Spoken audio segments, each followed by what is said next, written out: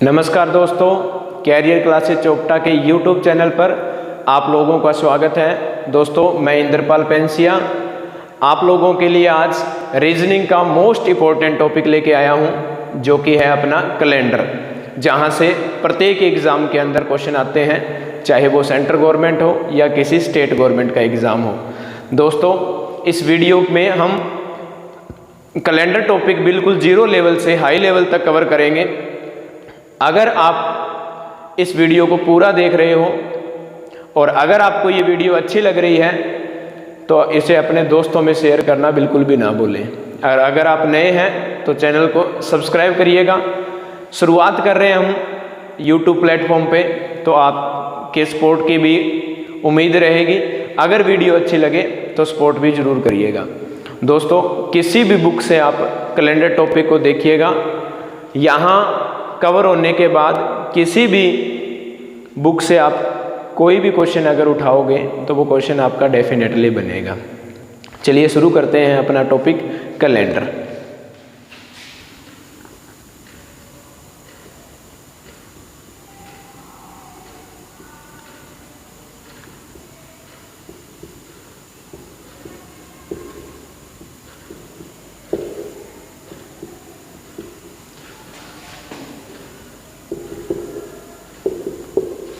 दोस्तों, अगर मैं बात करूं कैलेंडर की, तो कैलेंडर में जो सबसे छोटी इकाई है वो हम दिन को काउंट करते हैं।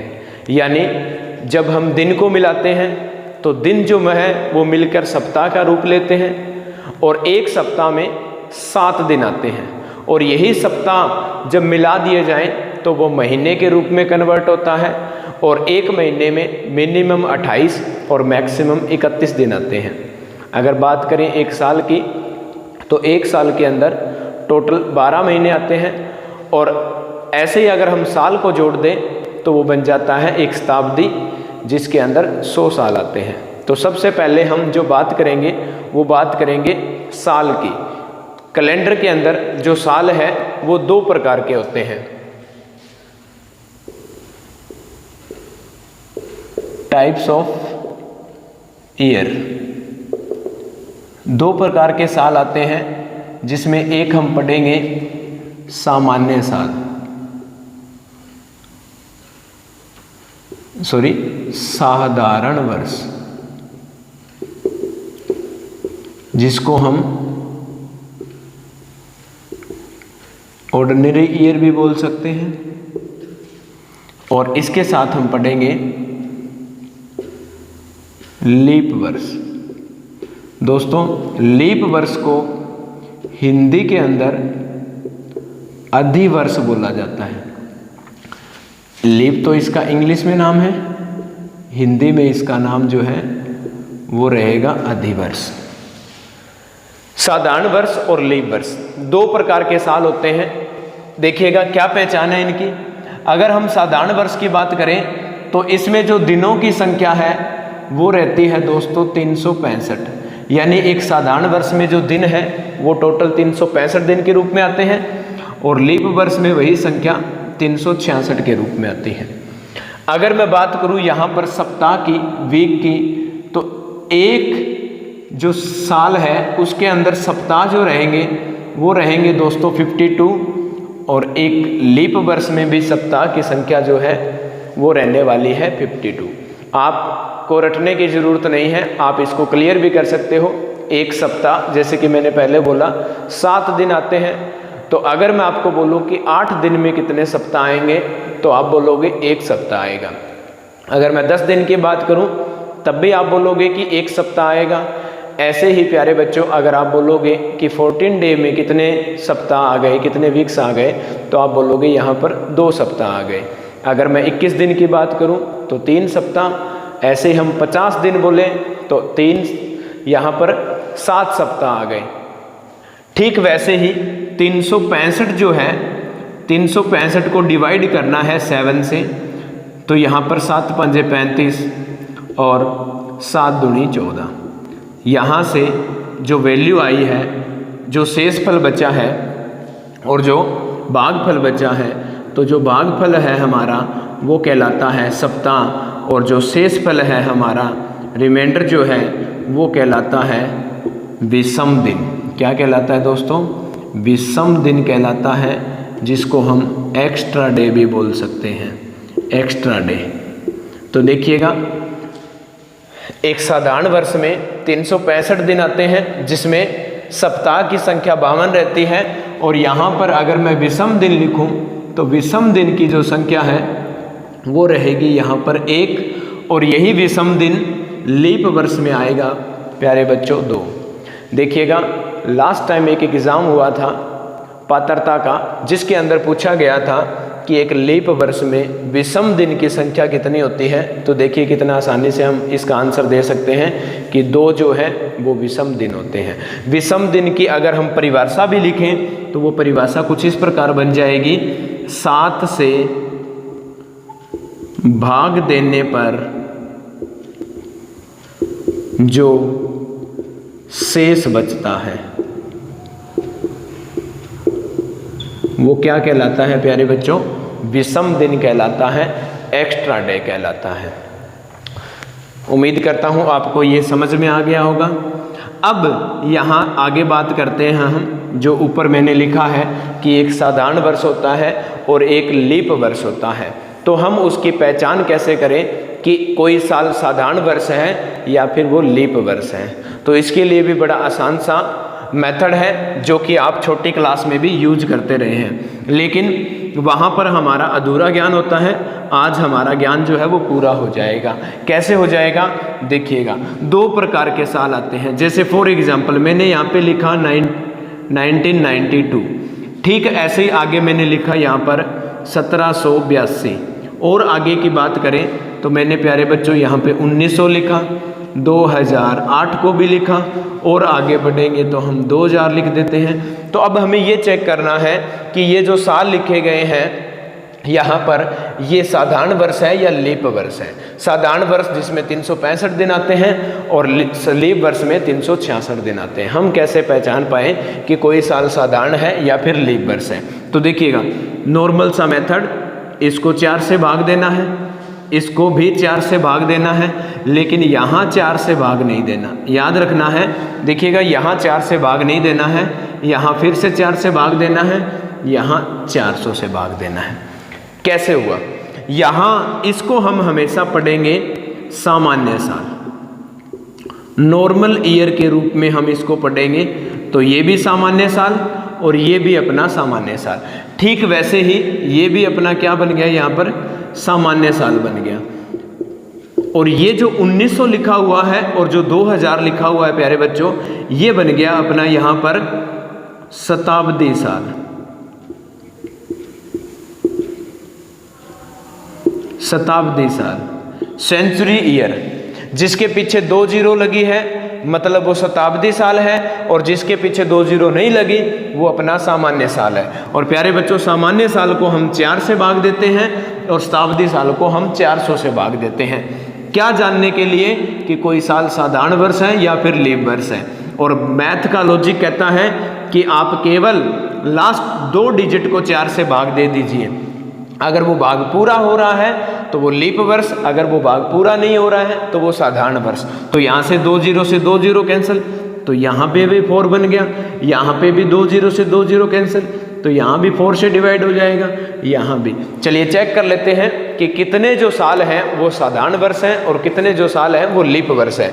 तो यहाँ पर जब आप डिवाइड करोगे तो ये पूरा पूरा डिवाइड होता है, इसका मतलब ये लीप वर्ष है। यहाँ पर यहाँ बात करें तो ये पूरा पूरा भाग नहीं होता है, इसका मतलब है ये साधारण वर्ष है। यहाँ पर इसकी बात करें तो फिर से ये पूरा भाग नहीं हो रहा, तो ये भी प्यारे बच्चों क्या रहेगा?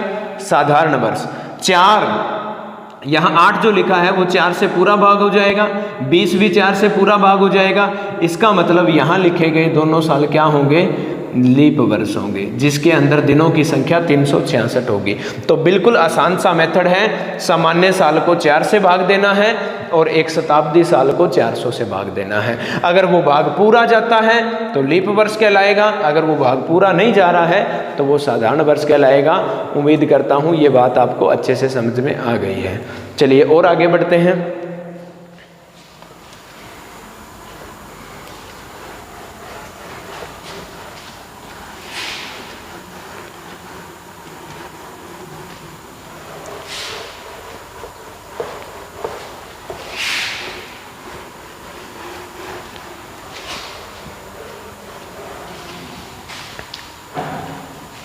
बात करेंगे हम विषम दिन की। विषम दिन, एक्स्ट्रा डे।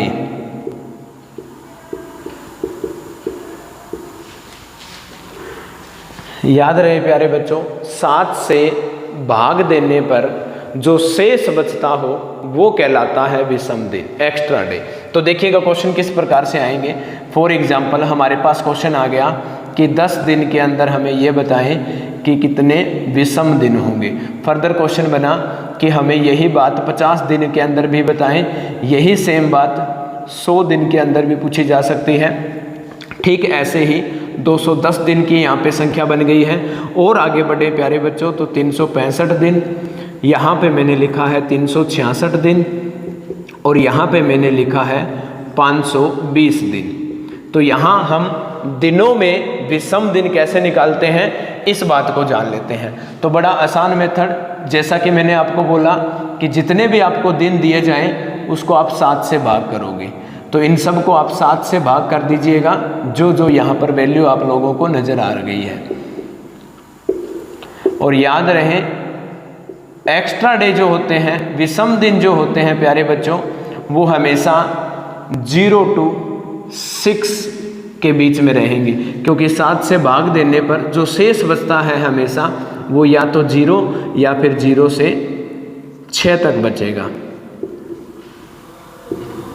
और यहाँ पर हमारे पास 520 है, तो 520 को भी 7 से भाग कर लेते हैं। तो यहाँ जब भाग करेंगे तो आप समझ पा रहे हो कि शेष जो है वो 3 बचेगा।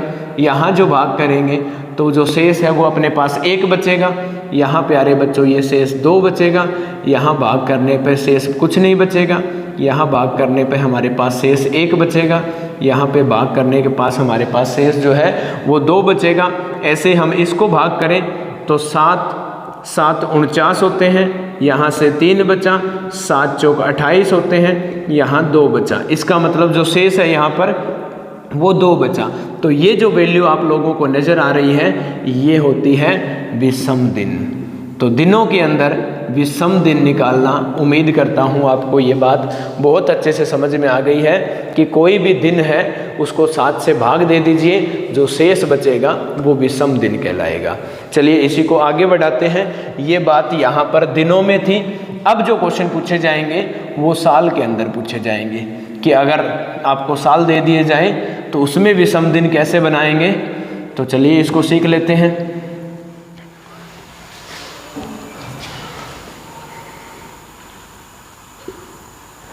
यहाँ पे लिखा है कि 10 साल में कितने विषम दिन आएंगे।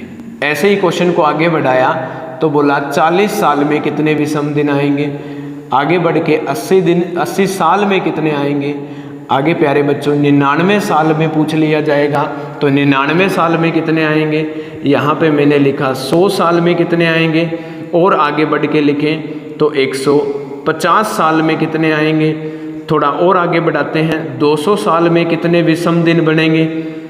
300 साल में कितने विषम दिन बनेंगे। 400 सालों में कितने विषम दिन बनेंगे। प्यारे बच्चों 500 साल में कितने विषम दिन बनेंगे।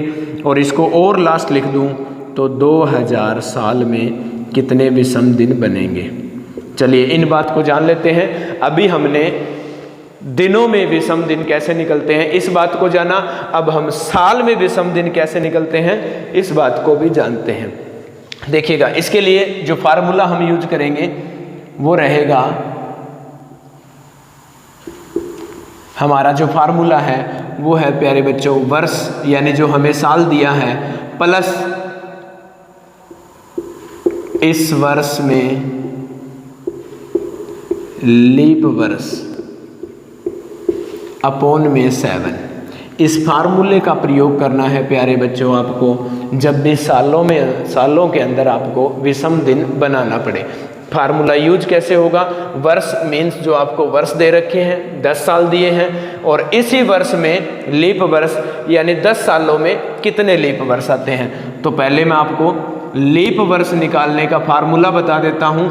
10 साल तो आपको 10 को 4 से भाग करना है, 50 साल तो 50 को 4 से भाग करना है, जितने मर्जी आपको साल दें, 99 साल तो 99 को 4 से भाग करना है। यहाँ भाग आप करोगे तो ये भाग 2 पे जाएगा, यहाँ पे भाग ये 12 पे जाएगा, प्यारे बच्चों यहाँ पे भाग ये 24 पे जाएगा। तो ये जो वैल्यू आ रही है ये इन सालों में यहाँ पर लीप वर्ष की संख्या बता रही है। तो 4 से भाग देने पर हमेशा हम भागफल को लिखेंगे, इस बात को आपको याद रखना है। तो चलिए, उम्मीद करता हूँ ये बात भी आप अच्छे से समझ गए हैं। तो अब यहाँ पर सबसे पहले 10 साल में कितने विषम दिन आए, तो 10 को लिखेंगे। और जैसा कि अभी आपने देखा 10 साल के अंदर जो लीप वर्ष है वो आते हैं प्यारे बच्चों 2, और इसको 7 से डिवाइड करना है। तो ये टोटल बना 12, जिसको 7 से डिवाइड करने पर ये जो वैल्यू निकल के आई है ये निकल के आई है 5। यानी आप 12 को जब 7 से भाग दोगे तो जो शेष बचेगा वो बचेगा 5, जो कि कहलाएगा विषम दिन। 40 साल की बात करें तो 40 साल में लीप वर्ष की संख्या प्यारे बच्चों 10, और यहाँ भाग देने पर ये 50 आ गया, और 50 को जब भाग देते हैं तो आप अच्छे से जानते हो कि शेष जो है वो 1 बच जाएगा। अब मैं बात करूँ 80 साल की, तो 80 साल प्लस 20 यहाँ पर लिखेंगे, ये टोटल संख्या 100 बन गई है, और इसको डिवाइड करने पे जो शेष बचेगा प्यारे बच्चों वो बचेगा 2, जो कि कहलाएगा विषम दिन। 99 साल की बात करें तो 99 प्लस 24, यानी ये वैल्यू जो बन गई है वो 123 बन गई है, और इसको जब आप 7 से भाग दोगे तो प्यारे बच्चों जो शेष बचेगा वो बचेगा 4, जो कि कहलाएगा विषम दिन। 99 सालों में विषम दिन की संख्या 4 कहलाएगी। मैं इस 99 साल को अलग से लिख रहा हूँ, इसकी हमें ज़रूरत पड़ेगी। 99 साल में विषम दिन याद रखना है 4, ये की पॉइंट है इस टॉपिक का। 99 साल में विषम दिन की संख्या जो है वो 4 रहने वाली है। चलिए अब आगे लेके चलते हैं। अब हम बात करेंगे प्यारे बच्चों 100 साल में लीप वर्ष, 100 साल में विषम दिन। तो अगर यहाँ 100 साल दिया है तो ये मोस्ट इम्पॉर्टेंट क्वेश्चन बन जाता है, जिसको आपको कैसे करना है ज़रा ध्यान से समझिएगा। 100 साल को अगर मैं यहाँ रखूँगा तो 100 साल प्लस लीप वर्ष जब भी आप डिवाइड करोगे तो 25 पे भाग जाएगा, और आप इसको ऐसे करोगे 125 भाग में 7, और ये प्यारे बच्चों जो शेष बचेगा वो 6 बचेगा, और इस क्वेश्चन का ये रॉन्ग आंसर हो जाएगा। क्योंकि एक 100 साल की जब भी मैं बात करूँगा तो विषम दिन की संख्या 6 कभी नहीं आएगी। तो इसको कैसे करना है इस बात को आप ध्यान से समझ लीजिएगा, क्योंकि हमारा जो 100वां साल होता है वो कभी भी लीप वर्ष के रूप में काउंट नहीं होता। तो आप 100 को कैसे लिखोगे, 99 प्लस 1, यानी ये वैल्यू अब भी 100 बन गई है। और अभी हमने जाना कि 99 साल में विषम दिन की संख्या कितनी होती है, तो हमने आसानी से बना लिया था।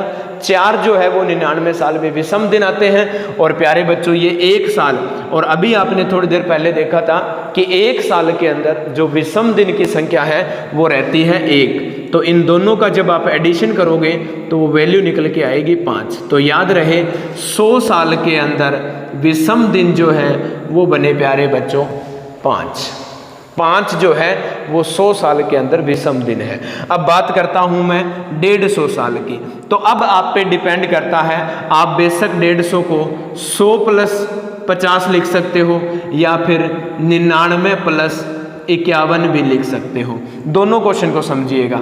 100 साल में कितने विषम दिन आए, तो यहाँ पर 5। 50 साल, और 50 साल में अगर मैं बात करूं 50 साल की, तो 50 को इस फार्मूले में लेके आऊं तो इसको क्या लिखूंगा, 50 प्लस 12, जो कि बन गया 62। और 62 को जब हम भाग करेंगे 7 से तो वो वैल्यू निकल के आएगी प्यारे बच्चों 6। और 6 और 5 का एडिशन करने पे बन गया 11, और फर्दर 11 को 7 से डिवाइड करने पर जो वैल्यू बनी है वो बनी है 4। यानी 150 साल में विषम दिन जो है वो आ गए प्यारे बच्चों 4। अब इससे ट्राई करते हैं। यहाँ पर हमें पता है 99 साल में विषम दिन कितने होते हैं, तो वो होते हैं 4। 51 की बात करूँ तो 51 प्लस आप इसको लिखोगे 12 और आप इसको 7 से डिवाइड करोगे तो ये वैल्यू बन गई 63 और शेष जो है वो बचा नहीं यहाँ पर। तो इधर से ओवरऑल जो रिमाइंडर है वो 4 है, जो कि कहलाता है विषम दिन। तो आप इस फार्मूले को भी प्रयोग कर सकते हो। आपको 100 का डायरेक्ट अगर रिजल्ट याद है तो इसको 100 + 50 भी लिख सकते हो। उम्मीद करता हूँ प्यारे बच्चों ये बात आपको बहुत अच्छे से समझ में आ गई है। अब हम आगे बढ़ेंगे, 200 साल पे आते हैं। 200 साल को कैसे कवर करेंगे? जब भी 200 साल की बात आएगी तो 200 साल को आप लिखोगे 100 + 99 + 1, यानी 200 साल का ये जोड़ बनाना है आपको। आपको अच्छे से पता है कि 100 साल में जब भी विषम दिन आएंगे तो वो 5 आएंगे, 99 साल में जो विषम दिन आएंगे वो 4 आएंगे, और 1 साल के अंदर जो लीप वर्ष माफ़ करिएगा दोस्तों, विषम दिन जो आते हैं वो आएंगे यहाँ पर 1। अब इन तीनों का एडिशन करते हैं तो ये एडिशन बना 10, और आपको मैं पहले ही बता चुका हूँ विषम दिन जो वेरी करेंगे वो 0 to 6, तो इसको आप 7 से डिवाइड कर दीजिएगा। 7 से डिवाइड करने के बाद जो आपका शेष बचा वो बचा प्यारे बच्चों 3। तो याद रहे 200 साल के अंदर जो विषम दिन की संख्या है वो रहने वाली है 3। इसके बाद हम बात करेंगे 300 साल। तो 300 साल को कैसे लिखना है इस बात को समझना बहुत ज़रूरी है। 300 साल को लिखेंगे प्यारे बच्चों हम 200 + 99 + 1। अंतिम साल को हमेशा 1 के रूप में लिखना है। तो यहाँ पर 200 साल में आपने अभी रिजल्ट बनाया कि 3 विषम दिन होते हैं, 99 साल में 4 विषम दिन होते हैं, और अंतिम साल में जो विषम दिन की संख्या है वो 1 रहती है। इन सब का एडिशन करने पे ये 8 बना, और इसको भी आप 7 से डिवाइड करोगे तो जो रिमाइंडर बचेगा वो बचेगा प्यारे बच्चों 1। तो 300 साल में विषम दिन की संख्या कितनी बन गई है? 1 बन गई है। तो हम इसको भी साइड में लिखेंगे, 300 साल में विषम दिन की संख्या प्यारे बच्चों 1। अब बात करूंगा मैं 400 साल की। तो 400 साल को आप कैसे लिखोगे? सबसे पहले 300 + 99 + 1। 300 साल में अभी हमने निकाला रिजल्ट विषम दिन का 1, 99 साल में 4, और ये जो 1 साल है यहाँ पर स्पेशल ध्यान रखना है प्यारे बच्चों, 400 साल यानी 400वां साल जो कि 4 से डिवाइड होता है, और आपको पता है पूरा डिवाइड हो तो वो लीप वर्ष आता है, और एक लीप वर्ष में विषम दिन की संख्या हमेशा कितनी रहती है? 2 रहती है। तो आप इसका एडिशन कर दीजिएगा, जो एडिशन बना है 7, तो डिवाइड होने पर वैल्यू जो बचेगी वो बचेगी 0। तो 400 साल में प्यारे बच्चों यहाँ पर विषम दिन की संख्या है वो 0 रहेगी। चलिए अब आपको जो मेनली याद रखना है वो एक तो 99 साल में याद रखना है, विषम दिन की संख्या 4 होती है। उसके बाद 100, 200, 300, 400 साल में याद रखना है। तो देखिएगा जो वैल्यू बनी है वो बनी है 5310। अगर आप किसान के बेटे बेटी हो तो आप अच्छे से समझते हो कि एक ट्रैक्टर आता है जिसका मॉडल होता है 5310। जॉन डियर नाम से एक ट्रैक्टर आता है, तो वो 5310 ट्रैक्टर ही विषम दिन के रूप में आप मान सकते हो। 100, 200, 300 और 400। चलिए आगे बढ़ते हैं, बात करते हैं प्यारे बच्चों हमारे क्वेश्चन के अकॉर्डिंग 500 साल में कितना आएगा। तो अभी आपको बात समझनी है, 500 साल में कितना आएगा तो लिखेंगे 400 + 99 + 1। तो 400 साल में हमें पता है विषम दिन की संख्या 0 थी, 99 साल में प्यारे बच्चों 4, और 1 साल में विषम दिन की संख्या आती है 1। तो इन सब का एडिशन जो बना वो बना 5।